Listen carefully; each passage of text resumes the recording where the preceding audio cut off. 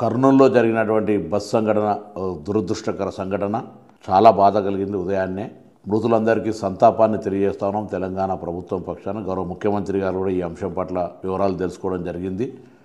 అక్కడ తక్షణంగా తెలంగాణ ప్రభుత్వం నుంచి ఏదైనా సహాయక చర్యలు జరగాల్సి ఉంటే సంబంధిత రవాణా శాఖ అధికారులను కూడా ఆదేశించడం జరిగింది. తెలంగాణకు సంబంధించి అదేవిధంగా ఆంధ్ర రవాణా శాఖ మంత్రి గారితో, జిల్లా కలెక్టర్ గారితో, డిఐజీ గారితో టెలిఫోన్లో మాట్లాడి ఇన్సిడెంట్ యొక్క పూర్తి సమాచారాన్ని తీసుకున్నాం. ఇవి ఒక దురదృష్టకర సంఘటన. దీని పట్ల భవిష్యత్తులో, ఎందుకంటే హైదరాబాద్ వయా ఆంధ్ర, కర్ణాటక వయా ఆంధ్ర హైదరాబాద్కు రోజు వేల మంది ప్రయాణం చేసే ఈ యొక్క బస్సు వ్యవస్థలో అన్ని రకాల చర్యలు తీసుకోవడానికి ముగ్గురం ట్రాన్స్పోర్ట్ కమిషనర్ తొందరలో సమావేశమై తదుపరి ఇటువంటి ఇన్సిడెంట్ జరగకుండా తీసుకోవాల్సిన చర్యలను తీసుకుంటాం. ఉదాహరణకు తిరుపతిలో ఘాట్ రోడ్ ఎక్కేప్పుడు ఎంత సమయం తీసుకుంటుంది, దిగేప్పుడు ఎంత సమయం తీసుకుంటుందో ఎంట్రీ ఎగ్జిట్లో రికార్డ్ చేస్తారు.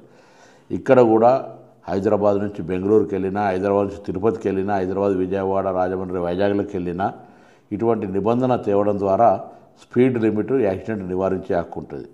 అదేవిధంగా బస్సు ఓనర్స్ కానీ ట్రావెల్స్ సంబంధించిన వాళ్ళకు కూడా విజ్ఞప్తి చేస్తున్నాం, హెచ్చరిక చేస్తూ ఉన్నాం. రవాణా శాఖ తరఫున మీరు మీ యొక్క ఫిట్నెస్ కానీ, ఇన్సూరెన్స్ కానీ తదితర అంశాల పట్ల ఎక్కడ నిర్లక్ష్యం వహించినా నేరుగా హత్యా నేరం పెట్టి లోపలికి పంపుతాం. జాగ్రత్త అని చెప్తా ఉన్నాం.